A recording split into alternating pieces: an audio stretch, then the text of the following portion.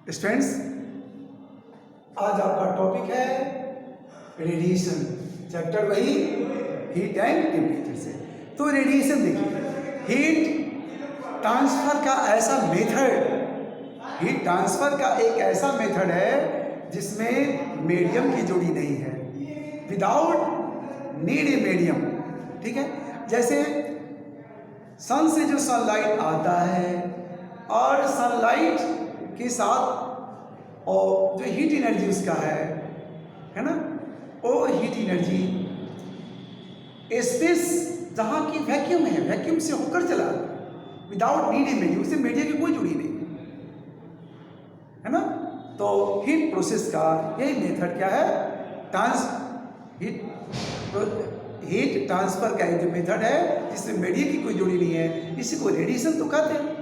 एक स्टूडेंट ने पिछले क्वेरी क्लास में एक कोई पूछा भी था कि सर रेडिएशन नहीं समझ आया। अरे भाई, रेडिएशन अभी हम बताएंगे, जैसे अभी बता रहे हैं, और उसको वीडियो को देखिए ठीक से तो आपको समझ में आएगा, है ना। आई बात समझ।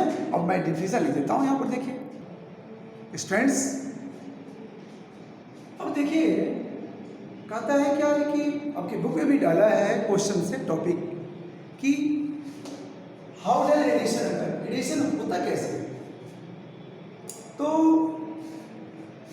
जो कोई बॉडी जो हीटेड है, तो हीटेड है तो हीट को वह रेडिएट करता है ना। हीट रेडिएट करता है, रिलीज करता है।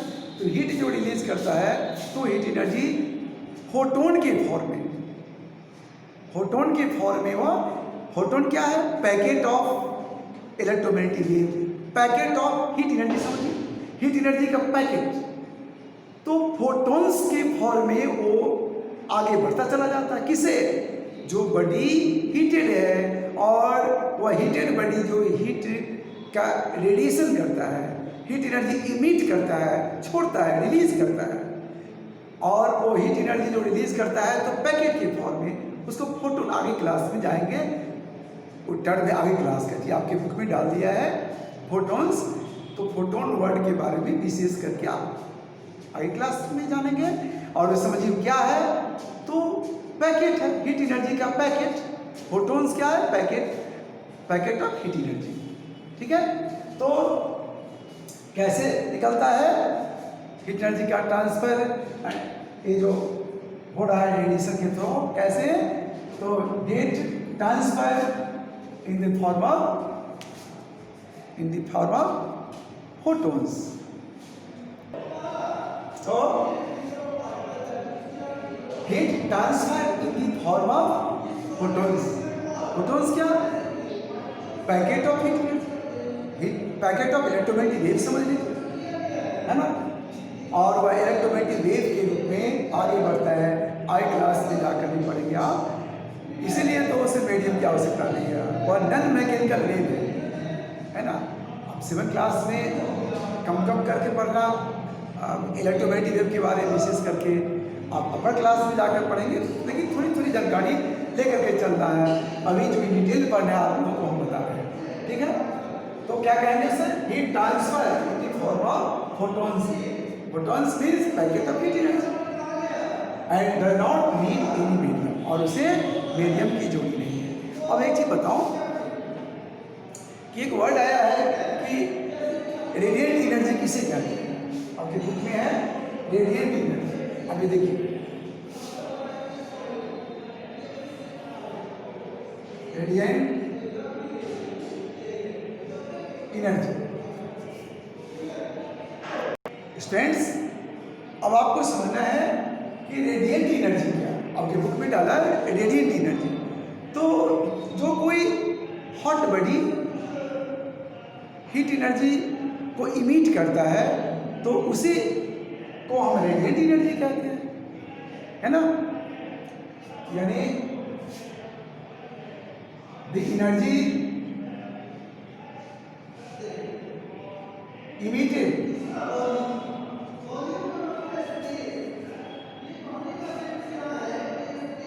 the energy emitted by, the energy released by कहिए या emitted by, energy released by by a hot body is called radiating energy.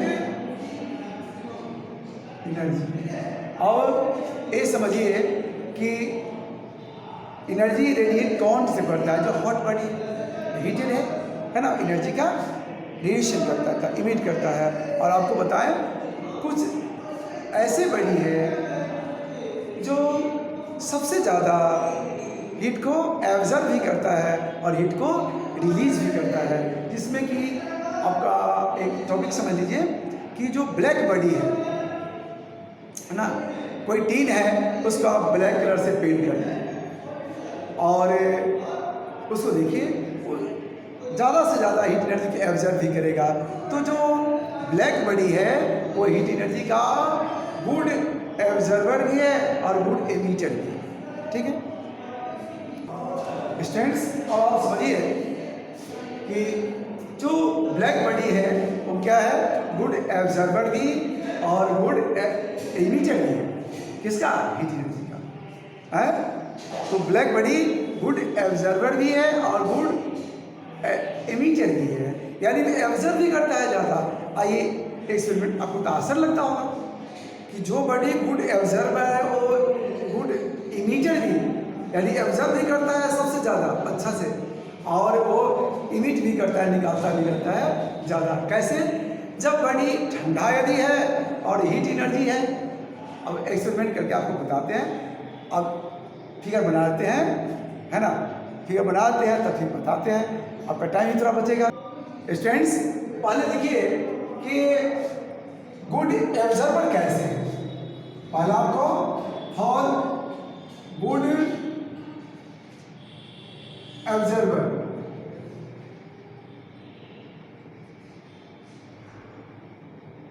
अब गुड एब्जॉर्बर के केस में देखिए कैसे।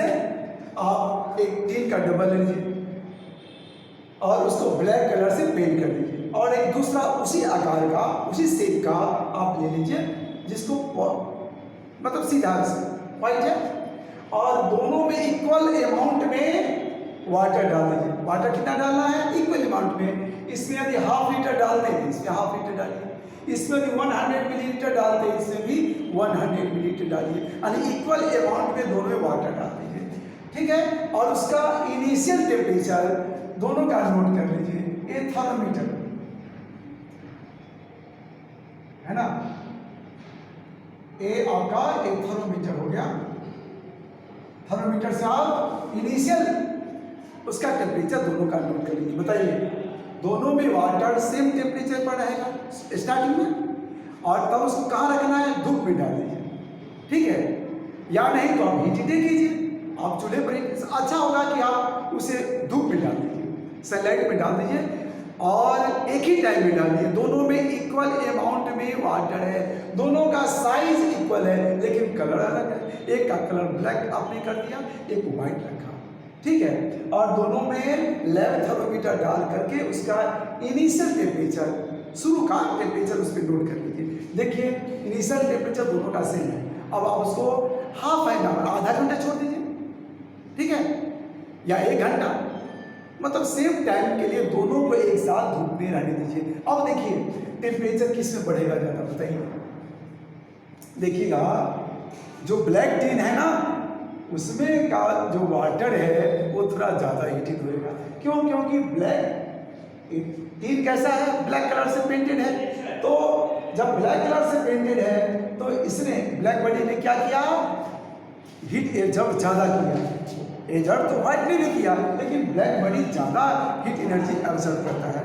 अब देखिएगा यानी 1 घंटे के बाद में या आधे घंटे के बाद में आप देखिए दोनों थर्मोमीटर का रीडिंग लेकर के देखिएगा तो आपको पता चलेगा कि ये ब्लैक टीन जो है इसमें थर्मोमीटर डालने पर इसका रीडिंग थोड़ा ज़्यादा आएगा। ये मरकरी लेवल इसमें कम रहेगा, इसमें ज़्यादा रहेगा। यानी टेम्परेचर किस में ज़्यादा बढ़ा? बताइए टेम्परेचर किस में ज़्यादा बढ़ा?